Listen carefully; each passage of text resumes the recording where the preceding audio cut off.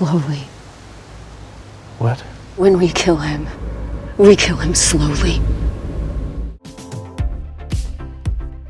Hey, welcome back to ScreenCrush. I'm Ryan Airy, and let's talk about the ending of Last of Us Season 2's first episode, and where this could lead us the rest of the season. I think they are going to make some major changes to the game that I can't wait to talk about with my good friends Dotson Seitz and Cameron Kasky. And I know that we're all excited for The Last of Us to return, but we should also take a moment to remember the fallen with these new designs we just made for our merch store. We have this Firefly logo, look for the like shirt, and this broken watch to commemorate Outbreak Day 2003. Where were you when that happened? Or you could also become a member of the Alpine Clicker Patrol. Links for all of these are below, and now you can become a store member to earn rewards and get free stuff. And don't forget to listen to ScreenCrush on Spotify, Apple, and anywhere you get your podcasts. Now, I think The Last of Us is by far the best video game adaptation that I've ever seen. But the problem with any adaptation is that we already know where the story is going. And that means that most of the time, adaptations have a hard time justifying their existence outside of the pursuit of squeezing money from an existing IP. But the best adaptations understand that it's not about knowing how the story ends, it's about seeing how you get there. How to use the strengths of a medium to tell a broader story. For instance, in season 1, there was the episode Long Time. So this expanded on like a quick joke that Bill turned out to be gay. But in the show, we saw this play out over 20 years as two men learned to open up and love each other. And that one episode ended up encapsulating the theme of the series, how these characters express and share their love. Now, this was not an episode that would have worked in a video game. It would have been like some kind of farming game like Stardew Valley, or a bunker builder like Fallout, or even a tower defense game. Like, the story they told in that episode simply did not fit within the format of the Last of Us games, but it's perfect for TV. So while gamers knew that the first season was going to end with Joel massacring the Fireflies, his emotional journey was the real hook. Pedro Pascal gave Joel humanity and nuance that you just can't get from the games. So time heals all wounds, I guess. It wasn't time that did it. The show also largely removed zombies from the last few episodes so they could focus on the human drama. But season 2 has a huge problem. And okay, so from here on, there are spoilers ahead for the game, but we're only going to spoil something big that happens at the start of the game. We're not going to talk about how the game ends. So you have been warned for this big spoiler involving Joel's story. In the game, Joel dies super early in the gameplay. Wait, what? Spoilers? Dude, I just gave you a spoiler warning. Well, I wasn't paying attention. Yeah, right, figures. Person. What? You did it again. Oh man, my Twitch is back. So you guys have probably noticed sometimes I get these nervous facial tics when I get stressed. Sometimes I blink my eyes, I clench my jaw, and doing this over and over causes me to get really bad headaches. Now, I used to think it was impossible to quit these bad fixation habits, and it turns out I was right. That's because I couldn't just quit, I had to replace, and that is where Fume comes in. Fume has no vapor, no nicotine, just natural flavored air that actually satisfies. No stress, no withdrawals, just a simple swap. Oh, what's Fume? Well, Fume is an award-winning flavored air device that draws flavor into your mouth, not your lungs. It's a great way to satisfy your oral fixation with non-toxic flavors, and it's safe to use anywhere. So I just want to show you guys, there is no vapor here. This does not need batteries, and it doesn't charge. It just has these flavor-based cores that you can personalize with delicious flavors like crisp mint, or my favorite, orange vanilla. Tastes like a dreamsicle. Now, with flavored air, you can satisfy your oral fixation through this passive diffusion system that does not use electronics, vapor, or combustion. Also, it looks cool. I love how it's weighted, I love the wood design, and it just feels like premium in your hand. And it's also a great fidget tool that makes an incredibly satisfying sound. It's completely safe, and they continuously invest in third-party studies to ensure the safety of their products, and it's backed by doctors here in the United States. Fume has already helped more than 300,000 people to build better habits. So try Fume today, and if you order the Journey Pack now using my code ScreenCrush, you'll get a free Fume topper, an awesome accessory to level up your experience. Go to tryfume.com/ScreenCrush or scan the QR code on screen right now. Now, back to what I was saying. So Joel dies early in the game, and he is murdered by Abbey, the doctor's daughter that we saw at the start of this episode. The ending of the first season was so brilliant because it left us with these moral and philosophical arguments. Was Joel right or wrong? And the second game carried on with this debate. You play as Ellie seeking vengeance, but then you're also forced to play as Abbey, the person that you hate for killing Joel. And throughout this process, you really get to know Abbey. You get to like her. As Ellie, you have to go into stealth mode and kill dogs. But as Abbey, you're friendly with the dogs. And there's even a mission that you have to play where you have to feed one of the dogs that Ellie is going to kill. Person, that is just messed up on so many levels. I'm gonna tune you out again.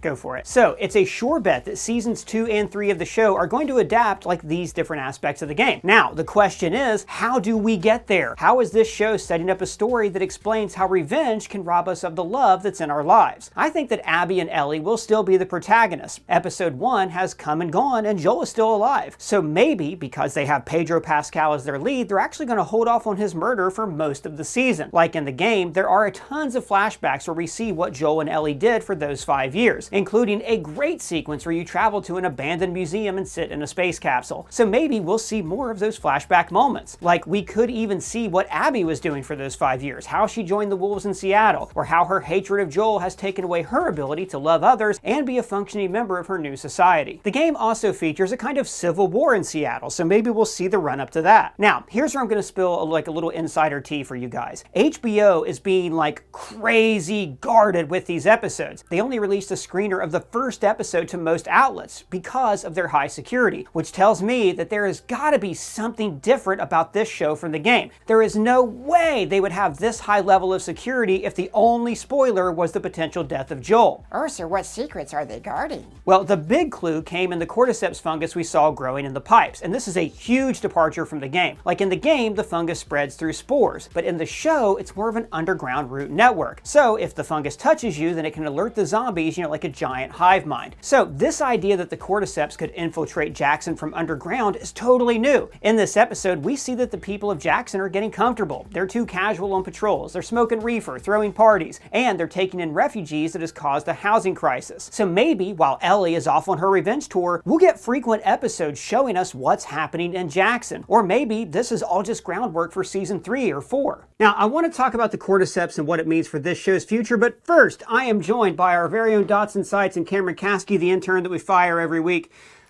First of all, guys, I want to get your thoughts on this episode before we get into predictions and talking about that incredibly creepy ending with the cordyceps inside the pipes. Cam, what were your thoughts on the premiere of this episode?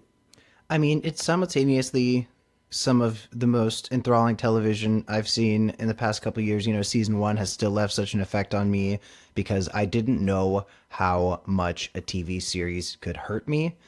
Better Call Saul really had me cry at the end, but I was crying these tears of sadness, sure, but also redemption, and there was something beautiful to it. Whereas, while Last of Us has so much beauty in it, it hurts to watch. I can't look away because the performers are also brilliant. The script is amazing. Craig Mazin is so good at it. But it's a uniquely painful experience watching this show because you care so much about these characters. We'll get further into this, but even Joel, who's done such atrocious things and has, displayed such a disregard for the value of human life, watching him suffer has an emotional effect on me as well. So it's a great show. I mean, there's so little to even pick apart other than just, being grateful for the miracle of its very existence, but it just hurts. Well, you talk about like how Joel has little regard for human life, and I think that's interesting because that usually happens in zombie apocalypse stories because whenever you have, these monsters who look like people walking around that you can kill willy-nilly, it's a very thin line between killing them and also killing the living. And, Joel for 20 years had to do whatever he could to survive. So all that apart, though, did you like how this first episode took that ending of the first season and didn't leave it there? Like it seems like everything that's happening now between them, just like in the game, is an outcrop of that. So what are your thoughts on the premiere? I mean, you're already seeing the consequences of his actions. You are already seeing how even we knew when Ellie told him at the end of last season, okay, I accept this thing you're telling me. I accept that the truth as you have laid it out is the truth. You knew that there was a sense of distrust there. You knew that Ellie just wanted to believe, and Ellie, but she's 5 years older now. She's been living with Joel for a while, and the therapist points this out. It is very obvious that Joel is holding something back, and I don't think Joel and Ellie's relationship was able to grow in an organic and healthy way because Joel lacks the emotional intelligence to withhold this lie. Joel is like kind of a classic man. The way that he relates to his own feelings isn't necessarily the healthiest. So of course a wedge has been driven between the two. he knows what he's done and he can't hide it. Well, at least he's in therapy. I mean, that actually, I'm serious. That's a new thing from the game. It sounds like I'm transitioning into an ad. But I think all of us on here talking right now believe in therapy. And we talked about how season 1 was really about Joel, like that famous meme of him, like when millennials get a phone, or sorry, when Gen Z gets a phone call and it's him leaning against the post. Yeah. You know, and about him processing all of those feelings. So I think there is for him a desire to fit in this town and to have Ellie as his daughter. And he's willing to do whatever it takes to get to that point, just not that little extra bit to confess his sin. Dot, what are you thinking about this first episode so far? You know, to a lot of Cameron's points, I think to me, what this first episode did, especially when you contrast it with like the opening of the game, you know, the game was really controversial, mostly because of Abbey and a lot of the things that happened with her storyline. And I think that the first episode really, really sets up a very, very good argument for why Joe is not a good person. You know, like, yes, he's in therapy. Yes, he's working on some of the things inside of him. But like to Cameron's point, right? As soon as he started spitting out therapy, you know, kind of like emotional intelligence or showing any signs of it, Dina immediately goes, "Are you in therapy?" Because it's so like converse to what he is and what he's doing. Throughout the show, we see just little signs that I think really build up Joel better than the game did, right? I think the game tried to make it so that, you know, he dies right off the bat and you're like, oh my gosh, Joel, this really great character just died. And then afterwards it goes back and kind of builds up these things of like why Joel wasn't good.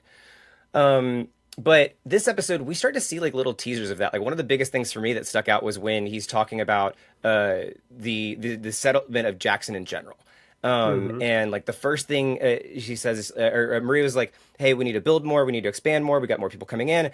And then Joel's like, well, we wouldn't have this problem if you know, would stop letting people in. Right. Yeah, like they took her jabs. Right. That's a very xenophobic stance. These refugees are taking her jabs. Right. Yeah, exactly. He's been there for 5 years and he forgets that he was a refugee, even when Maria reminds him. Right.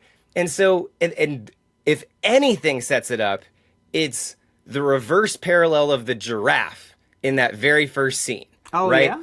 Because you have the giraffe, right? We zoom in on it. We remember the giraffe from last season as this like sign of hope, sign of Joel healing from his trauma, right? Realizing there's a lot of these things in the apocalypse. But the giraffe for Abbey were those things that were standing on the side of her father's grave when she was burying everybody that Joel massacred out of a mass grave. Like giraffes for Abbey are always going to remind her of the saddest moment of her life.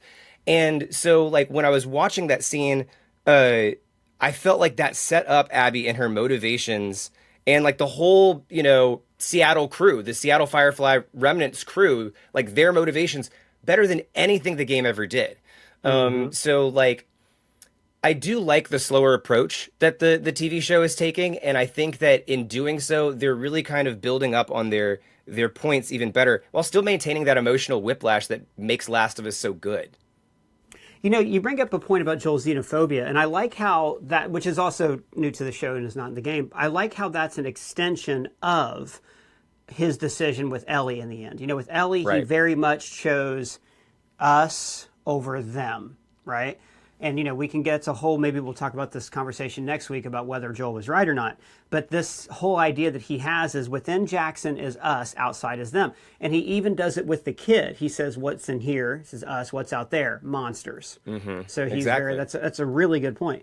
Cam, do you think at this point that the show is going to surprise us? That it's going to have like what kind of surprises do you think that Craig Mazin and Neil Druckmann have in store for us? Similar to, I don't know, what we saw in the long time episode in season 1. I think they're going to take a few more liberties with the story, not only just to give it another season, but also because, you know, this adaptation shows us that you can improve source material as you're moving it from one format to another while staying true to the themes and the larger beats of the original material. So like when Last of Us is doing these new things, they're making the story even more of itself. Things like Joel's xenophobia, trying to keep people out. Not only does that obviously speak to the overall themes of Joel, and not only does it make audience members question what they would do in that situation. That is a reflection of how good the writing is. It also makes Joel even more Joel than he was in the game. And that's the best type of adaptation. The I one like where that phrasing. Yeah. the Mason respects the material, and he's not adding things and changing things out of disrespect for the material like other adaptations that we won't get into right now. He's doing it because he loves the material, and because moving it to the format of a TV show gives you more time to explore things that are supplementary. So in terms of surprises, I don't completely know what to expect. I can't imagine what's going to happen when Jeffrey Wright comes in. I can't imagine what's going to happen when we see the atrocious and horrifying things that are going on with Seattle. But what I can say is I think we are going to get to explore things that are true to these characters even deeper. Because, I mean, the best thing about the writing on this show is like, when Joel shoots up that hospital to get Ellie back, and when Joel is saying, you know, we can't let these people in, we need to take care for us, that doesn't align with my personal values at all. You know, if I want to believe that if I was in Joel's position and people were trying to come into my settlement, I'd say, great, we're going to figure it out. We're going to build more houses. But you watch Joel make those decisions and you get it. You know, even if it's not what you would do when push comes to shove, you understand why he feels this way, and it's very human. And the fact that this show is able to turn murdering dozens of people at a hospital into something that feels like an extremely human choice goes to show that Mason understands these characters. He loves the material. I feel like Dodd's going to have some more ideas about surprises that are coming up, so I'm going to let him cook. Yeah, and before we let Dodd cook, I did want to just add to your point and say a truly brilliant thing about stories like this is we have no idea how we would react in that situation. I mean, in the Walking Dead, Rick starts off saying we don't kill the living, and he starts breaking that rule pretty damn fast, you know? So I think that's what's really interesting about The Last of Us is it puts people in situations we could never even imagine ourselves in. So I don't think we have any kind of moral frame of reference. Like Joel dealing with PTSD for 20 years, of course he's going to shoot up a hospital. But Dodd, what do you think about what the groundwork that was laid in this season? And I don't know, what kind of surprises do you think they have? Because it is very strange that HBO would only release one episode. So I can't just be because of the Joel death. There has to be like some other really cool thing that they're cooking in these next 7-8 episodes. What are your thoughts? Two things. First off, just to kind of respond to the first side about like particularly the human elements of Joel. I think what this By season... the way, I love how civil we're being. It's like it's like we're like trying to get elected assemblymen in our local wards. You know, we're all just being very respectful. Right. I want to behind respond our to the podiums. previous point Can over I just here. respond to the previous point real quick before with the time I'm allotted and not answer your question? Go ahead, Dodd. I'm really sorry. Right. Cam's on a lot of talk shows, so he knows all about hitting these marks and talking in sound bites. No, Anyways, I think that the thing that I think this episode really brings up more than anything, right, is like, while we relate to Joel on the human aspects, we would do this in his shoes because it feels very human. This episode really puts a light on whether or not it was right, whether or not it was a good thing, right? I think that all the evidence it lines up, to me, categorizes Joel as more of like a Ra's al Ghul kind of character. He does bad things with good intentions, but they are still inherently bad. They are still inherently hurtful. They're still inherently harmful. And like that, I think is really the beauty in the storytelling of this episode and how they've paced everything out in this episode, how they've really expanded things out. As far as surprises go, I'm almost led to believe that Ellie doesn't know yet what Joel did, right? At this point in the game, she does know. We know this from flashbacks. I think she knows at this point, but keep going. I like where you're going. I think we're led to believe that, especially for people that played the game, right? I think that right now, the thing that she's really mad at is that she knows that Joel is lying to her, but she doesn't know why. And that has been building up against her for a very long time. But the conflict that I keep seeing build up with her is that while she hates the fact that Joel is taking choices away from her, she still admires Joel deep down in her heart. She still wants Joel's admiration deep down. She still keeps the guitar. She still talks about playing the guitar. She still holds him like a father figure, right? Which is the same trauma that Joel has in reverse. Joel did everything that he did in the hospital because he didn't want to lose his daughter again. He actually did not.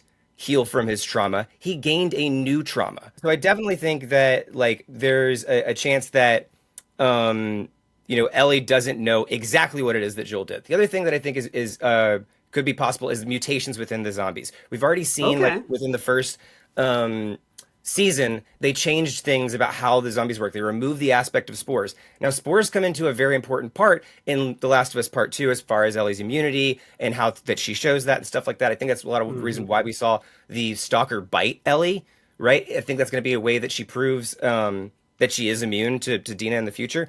But I also think that like the way that Ellie is talking about the stalker in particular with the council is trying to insinuate that this is a new thing that they haven't seen before. They haven't really seen, clickers that are this intelligent. So are they adapting and growing?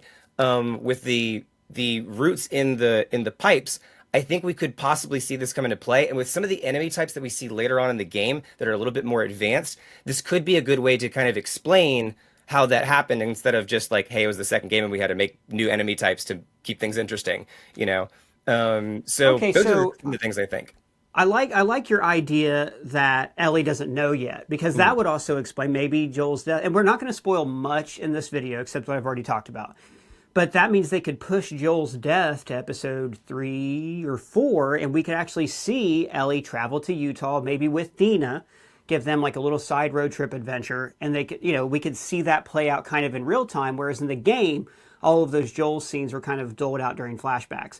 There is that cool scene I talked about where the two of them like went and found a space capsule and sat in it together. That is them like when they're at their happiest, so we probably won't see that play out. That'll be in a flashback. That's all very, very interesting. When it comes to the adaptation of the zombies, my only criticism of season 1 was how like in the last, I thought there should have been zombies in the last episode. There should have been like a little, just to show us the stakes, give us like a little bit in the tunnels and the sewers, things like that. I wonder what that means for the show, other than like escalation and the zombies need to be like thematically. Mason is so brilliant. On the podcast, he talked about when Tess was exposed to the cordyceps, how it was like a kiss, and he said because in its own way, according to him, the fungus loves. The fungus wants to spread. Now, I think he's wrong. I think the fungus is, it takes instead of gives, and love's an act of giving. However, I thought that was very interesting that you're saying, okay, so they're going to evolve. So I wonder what thematically, Cam, these evolutions are going to mean. Is it like humanity has to evolve because the cordyceps evolve? We have to evolve past our hatred because the cordyceps is evolved. We need to work together. What do you think is going to happen there? Well, in terms of themes, I didn't know that Mason said that the fungus loves, but you saying that and then following it up with, but I think it takes more than it gives, that brings to mind, do you think Mason thinks that Joel is not so different from the cordyceps, right?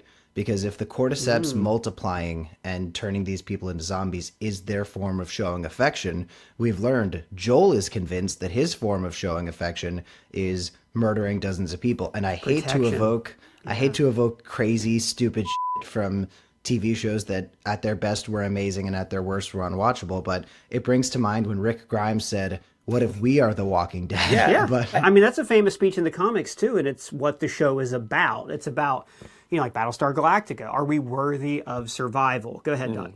No, I think that I was going to say something similar. I think that, as the infected, just like in a natural stage of infected, stalkers is one of the early stages, and you have bloaters later on and all that stuff. We've seen that early in the season.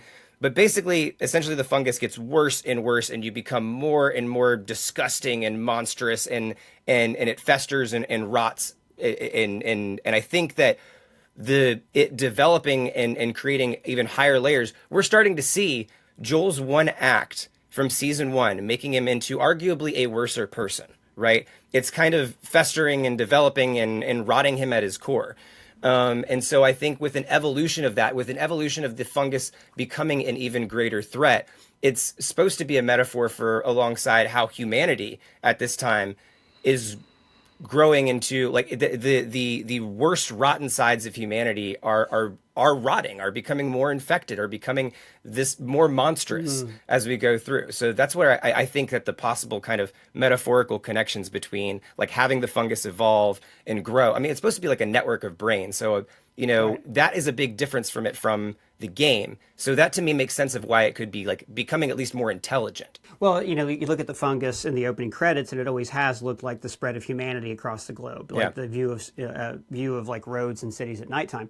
So, given all that, I agree with you guys. I think that's what the fungus kind of represents metaphorically, but literally within the show. You know, we've got this beginning in Jackson. Do you think that we're going to see a lot more of Jackson this season, or do you think that there will be a point when they return to Jackson and it's overrun? God, that would be so sad. What are your thoughts on how that pipe, and that's scary as hell. It's like the scariest thing in the episode, even more scary than the stalker. What are your guys' thoughts on that pipe and where that's going to lead us? I think that there's sort of a Murphy's Law in The Last of Us where whatever the most depressing thing that can possibly happen is, it's going to be sadder than you think. And I think that, very often in the world of The Last of Us, it's not like evil is rewarded and goodness is punished. They're both punished. And, evil is really going to take center stage, and the humans are going to be a lot scarier than even the most advanced cordyceps when we start seeing what some of those people in Seattle are up to. Obviously, we won't go too far into spoiler territory, but humans are more f***ed up this season than ever, and there are people this season that make... that's saying something. Yeah, there's people this season that make Joel's mass murder look like a f***ing tea party at a kindergartner's birthday party. But... I think that we will get more time in and with Jackson because I think Craig Mazin is really interested in the way that a society like this functions, right? The moment we got with the council, the experience we're having with Joel's character and fleshing out how he exists in this city and the relationship that he has to the leadership of this city. And the way that a lot of these human situations pan out in a way that isn't really part of the video game experience. The things that happen... It would be a different video game. Exactly. It would be a tower defense or Fallout, like I mentioned earlier. Yeah, and a lot of the stuff in Last of Us that's added, like I said, it makes it more of itself, and it fleshes it out because that's what you get to do in TV. It's why Game of Thrones... couldn't have been a trilogy of movies like so many people tried to get George R.R. Martin to do, because the Game of Thrones is the smallest moments. Game of Thrones isn't Battle of the Bastards and Hardhome. Game of Thrones is those moments where you're watching these characters sit around and experience the emotions that they have about what's going on around them. So now that Last of Us is a TV series, you get to flesh these things out more in a way that in the video game, only X amount of time can pass in between situations where you are shooting stuff, right? Like you can only spend so much time. And it is such a narratively rich game, so it makes sense why it's become such a well-adapted piece, but we really get to spend more time with that stuff. I think we're going to spend more time in the weeds of how these people live their lives. And to answer your question, I think that the cordyceps tragedy with the water pipes is going to be all the more tragic, however it plays out, because we will get to know the human beings in this city even more. And I really f***ing hope that Joel's nephew is okay. I hope he makes it out of it, because that kid is the cutest. Yeah. Dodd, what about you? What are your final thoughts here on the pipes, and what do you think we can expect coming up? Well, the record with cute kids in Last of Us is not good. So not good. Not good at all. So we'll see on that one. I think you just brought up a scary prediction for me there. Occam's razor approach would be so we look know at us getting into all these theoretical principles here on ScreenCrush, by the way. Right. So I think the simplest approach here would be that. So when Abbey and Joel meet in the game, it's really because she's kind of trying to stumble upon Jackson, and she gets kind of like, she runs into a horde of walkers. She fires her gun, or you kind of have to run away from it. It kind of is unavoidable situation where there's just, you're overwhelmed by walker or clickers or stalkers, infected, and then Joel kind of saves you.